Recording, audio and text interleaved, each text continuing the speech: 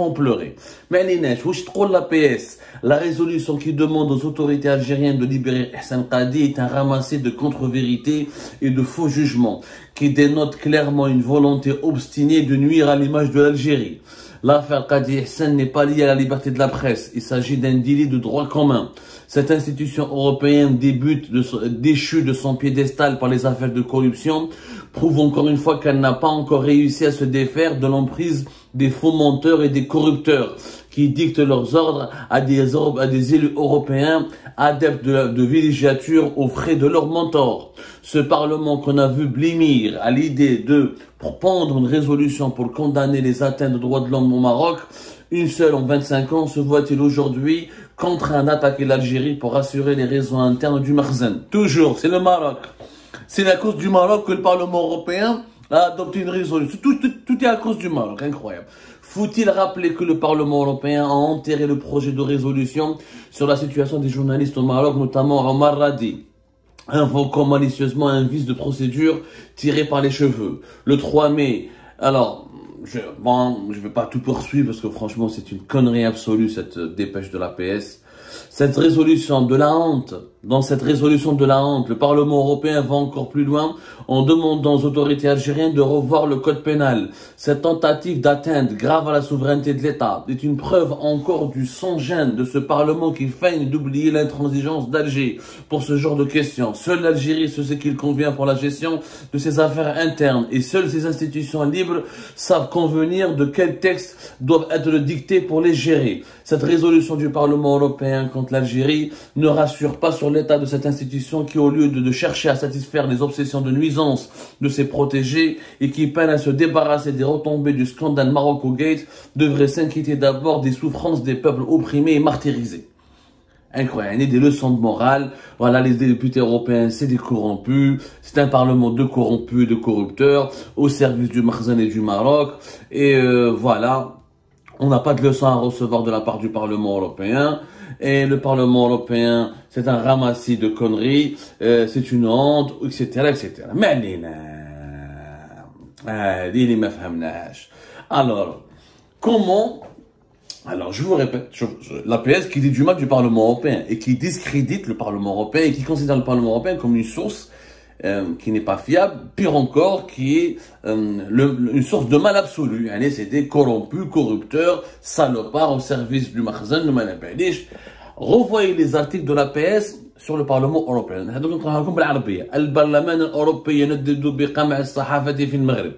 Le 18 janvier 2023, la PS ça c'est une dépêche de la PS qui se réfère au Parlement européen pour avoir dénoncé le Maroc et les atteintes aux libertés de la presse au Maroc.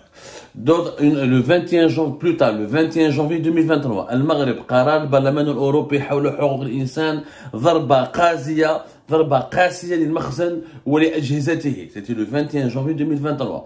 Donc toujours, le Parlement, l'APS considère la décision adoptée par le Parlement européen comme une frappe, comme une gifle au Maroc et au Makhzen et à ses alliés. Donc l'APS qui insulte aujourd'hui l'agence de presse, le porte-parole du gouvernement et du régime algérien, le bras médiatique du régime algérien, l'agence de presse gouvernementale qui insulte et qui discrédite et qui diffame le Parlement européen, le 21 janvier, le considérer comme une source fiable, une source précieuse pour s'attaquer au Maroc. En clair, quand il s'agit du Maroc, c'est halal. Lorsqu'il s'agit de l'Algérie, c'est haram. Le 28 janvier 2023, قرار البرلمان الأوروبي صدر بعدما وصلت وضعية حقوق الإنسان في المغرب. toujours قرر البرلمان الأوروبي صدر بعدما على وضعية حقوق الإنسان في المغرب. quand le Parlement européen attaque le Maroc, et ben le Parlement européen devient l'ami de l'Algérie, il est respecté, il est considéré. Une démonstration d'hypocrisie sans pareil, sans précédent. Le Parlement européen il est crédible lorsqu'il attaque le Maroc, mais il devient mauvais, diabolique et machiavélique lorsqu'il s'attaque à l'Algérie ou lorsqu'il dénonce l'Algérie. Encore une fois, l'hypocrisie du régime algérien, elle se montre dans, elle est illustrée tout simplement par sa magnificence, comme on dit. Franchement, c'est une démonstration d'hypocrisie qui n'a pas, sans précédent. On ne peut pas trouver d'équivalent à cette hypocrisie. Je rappelle encore une fois, ceux qui ne sont pas convaincus, l'ensemble des dépêches dans l'APS, parce qu'on parle de l'APS, l'ensemble des dépêches de l'APS concernant le Parlement européen entre janvier et février 2023, et vous allez voir que le Parlement européen a alimenté l'APS pour de nombreuses dépêches lorsqu'il s'agit de parler de la situation du Maroc. C'est simple.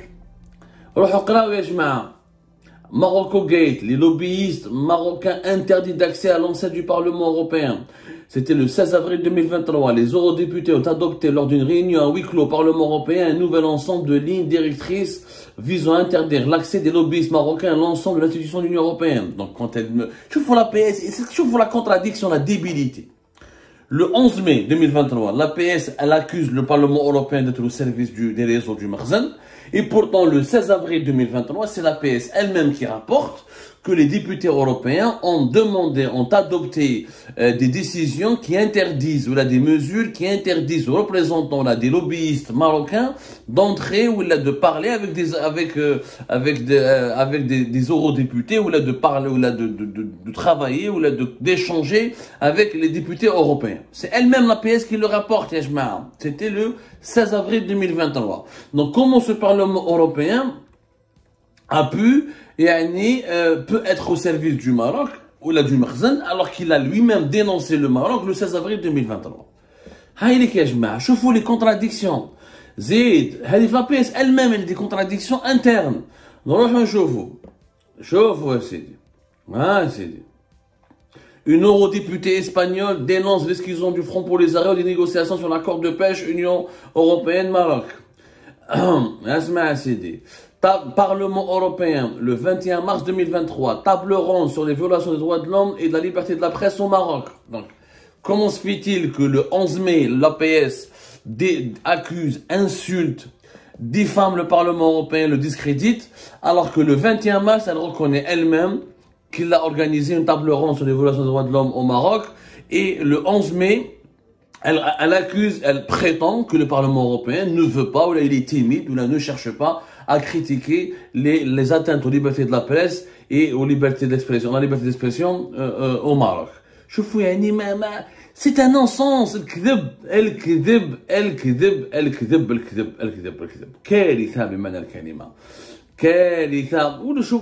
ne vais pas vous citer toute la série d'accords comme de février, janvier, février, mars,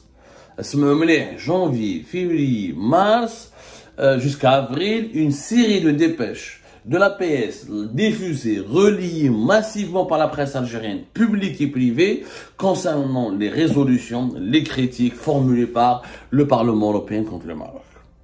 C'est simple. Quand l'APS, elle dit que le Parlement européen roule pour le Maroc. Le Morocco Gate est un scandale qui est en cours d'enquête. Je ne fais un moment. D'ailleurs, il y a eu deux résolutions, encore une fois, contre le Maroc. La résolution du 13 janvier 2023, où le Parlement européen demande, comme c'était le cas de Qadi Hassan, la libération de Omar Radi, qui a été condamné à la prison pour une affaire qui concerne soi-disant d'attouchements sexuels et de viols, mais qui est soupçonné d'être monté de toutes pièces. Les parlementaires européens ont demandé aussi la libération de deux autres détenus politiques il y a au moins 3 journalistes, 2 autres journalistes qui sont en prison avec Omar Radi. Le 16 février 2023, le Parlement européen a adopté aussi une nouvelle résolution qui dénonce un petit peu le trafic d'influence fait par le Maroc ou par les services marocains à l'encontre des institutions de l'Union européenne. Donc, le Parlement européen, il y a au service de l'agenda du Maroc. J'aimerais bien comprendre. J'aimerais bien juste aussi, le problème, c'est que l'APS elle-même rapporte une certaine vérité. Ensuite, comme l'article, par exemple, la dépêche du 16 avril, Morocco Gate, les lobbyistes marocains interdits d'accès à l'enceinte du Parlement européen. L'APS, dans cette dépêche, retrace effectivement tous les faits, de ce scandale du Morocco Gate. il raconte, relègue dans le cadre de l'affaire de corruption et ont éclaboussé le Parlement européen. Les enquêteurs belges ont mis la main sur 1,2 million d'euros en liquide suite au saisie au domicile de Pierre Antonio Panzeri, ancien eurodéputé socialiste devenu dirigeant d'ONG et qui fait figure de personnage central de cette histoire, et de l'eurodéputé socialiste grec Eva Kaili, ainsi que dans une valise transportée par le père de celle-ci. Ça, c'était le début du scandale du Qatarogate. Et la PS raconte par exemple, Andrea Cozzolino a fini par démissionner de la commission parlementaire spéciale sur le programme Pegasus et de la commission parlementaire mixte Maroc-Union européenne.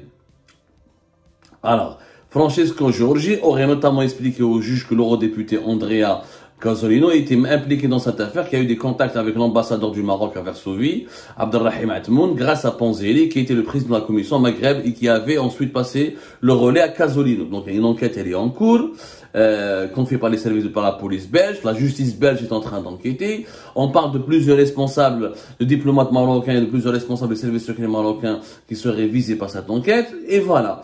Des députés européens et leurs collaborateurs ont été suspendus. Des sanctions ont été décidées à l'encontre du Maroc. Alors pourquoi, quand il s'agit, le Parlement européen critique le Maroc et s'attaque au Maroc, c'est halal, et lorsqu'il parle et s'attaque à l'Algérie, c'est haram? Oualash, pourquoi? C'est l'hypocrisie des. On peut pas aujourd'hui, notamment de la part des médias algériens et de la PS et du gouvernement algérien et du régime algérien, on peut pas utiliser le Parlement européen en janvier, en février, mars jusqu'à avril 2023 comme une source crédible, comme une arme fatale contre le Maroc.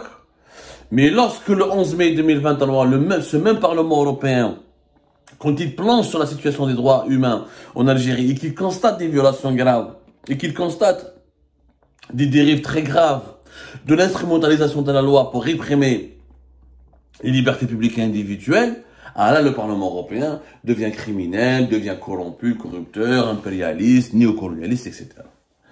L'hypocrisie du régime algérien, est bête.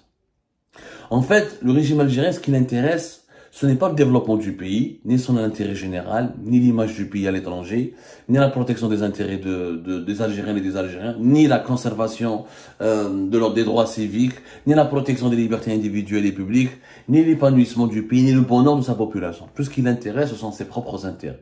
Le régime algérien veut faire la guerre au Maroc, veut utiliser le Maroc comme ennemi extérieur, et dans cette guerre, tout est bon à prendre. Et lorsque le Parlement européen conforte la propagande du régime algérien, on utilise le Parlement européen pour les besoins de la propagande. Mais lorsqu'il se retourne contre la propagande du régime algérien, il dénude le régime algérien à son tour, le Parlement européen devient l'ennemi du pays, il devient, comment dirais-je, il s'immisce dans les affaires internes du pays, et l'Algérie conteste sa crédibilité. Quand il attaque le Maroc, il est crédible. Mais quand il attaque l'Algérie, il n'est pas crédible. Je pense que la crédibilité elle-même de cette propagande médiatique du régime algérien n'a pas lieu d'être, et que le monde entier il a vu ce double langage où il a cette logique à deux vitesses dont fait preuve le régime algérien lorsqu'il s'agit des questions de droits humains et de liberté individuelle, où il a